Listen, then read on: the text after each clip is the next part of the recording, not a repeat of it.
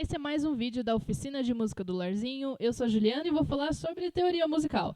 Só que nesse vídeo eu vou falar de um tema um pouquinho diferente. Eu vou falar do Dia Mundial da Ópera, que é comemorado no dia 25 de outubro, em homenagem à data de nascimento de Georges Bizet e Johann Strauss II. Eles nasceram no mesmo dia, mas em anos diferentes. E vamos conhecer um pouquinho da história da ópera, só para entender por que é comemorado? A primeira ópera a ser apresentada foi a peça Daphne, escrita e apresentada por um grupo da Camerata Florentina, ou Camerata Fiorentina, aí tanto faz a pronúncia, que remonta a algumas das famosas tragédias gregas. A ópera traz muito a característica de apresentar um mito grego, né, o teatro grego. E Daphne era uma história, né, uma tragédia grega, só que, infelizmente, parte dessa ópera acabou se perdendo ao longo do tempo. Então, a gente não tem um registro de como terminava essa ópera. Só tem algumas partes de alguns atos, ok?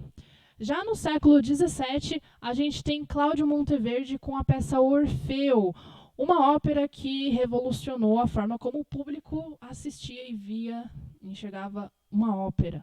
Porque ele não só mudou a sua orquestração, como também como se escrevia uma ópera.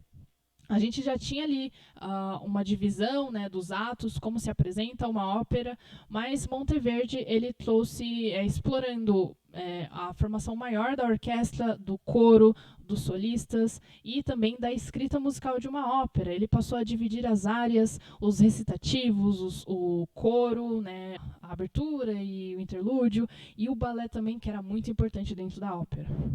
A partir de Orfeu, a gente teve outros vários compositores que exploraram essa forma de escrever, né, de compor uma peça, né, e acabaram escrevendo várias óperas que também marcaram a história da música e ajudaram a desenvolver e a revolucionar como se escrevia a ópera.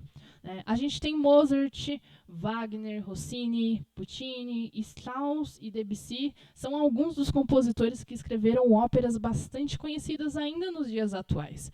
Wagner é um que trouxe, já com uma formação maior da orquestra, né, mais parecida com a orquestra de hoje, né, a formação de hoje. Wagner trouxe essa configuração gigante, grandiosa, né, assim como o coro, o balé, e ele trouxe isso para a escrita, para a peça em si.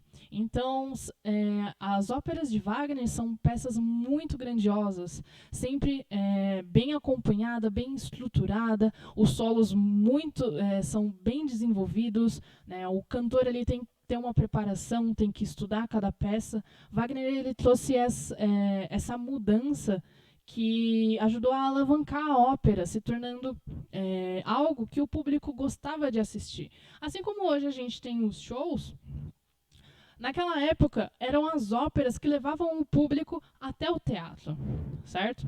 E aí essa formação acabou se popularizando. E dentro da ópera, né, uma das suas características também, né, além das divisões, né, dos atos, das áreas, os recitativos, a gente tem uma variação da ópera, que são as operetas. Enquanto a ópera ela é toda cantada e ela tem uma duração bem longa, né, entre 4 e 5 horas, a opereta tem um tempo reduzido. Ele é mais curto e a opereta traz a junção do texto falado com o texto cantado. Então a gente tem ali o diálogo, a parte cantada, né, o tempo reduzido, e a gente também tem uma diferença, o foco no enredo. As operetas tinham o intuito de mostrar mais a parte da história que estava sendo cantada do que a parte técnica do cantor, né, que a ópera traz muito isso.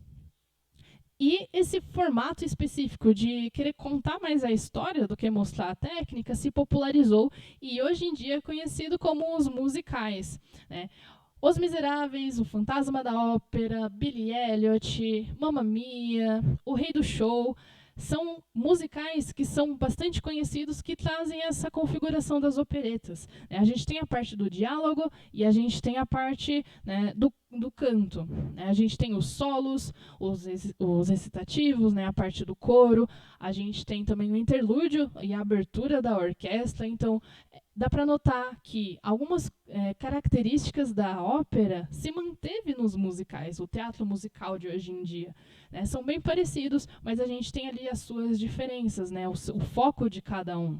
Né? E também porque os musicais retratam muito histórias do cotidiano, do dia a dia da sociedade.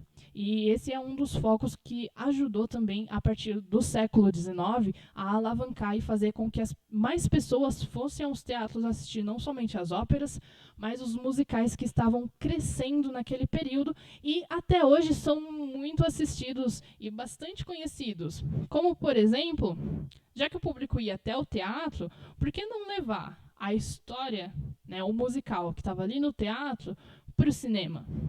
E aí pegou essa formulinha do teatro musical e adaptou para os filmes cinematográficos. E aí é onde a gente entra na Disney, onde a gente tem o Rei Leão, Moana, Frozen e vários outros filmes, não só desenhos animados, né? Mas como filmes, a gente tem o Rei do Show, a gente tem Os Miseráveis, né? O Fantasma da Ópera também. A gente tem essa adaptação para o cinema e para a TV. Então, os musicais ainda hoje são muito conhecidos, muito assistidos, e eles vieram das operetas, que vieram da ópera lá atrás. E no dia 25 de outubro é comemorado o Dia Mundial da Ópera. Ok? Se você gostou, não esquece de deixar um like e compartilhe para mais pessoas verem. Tchau!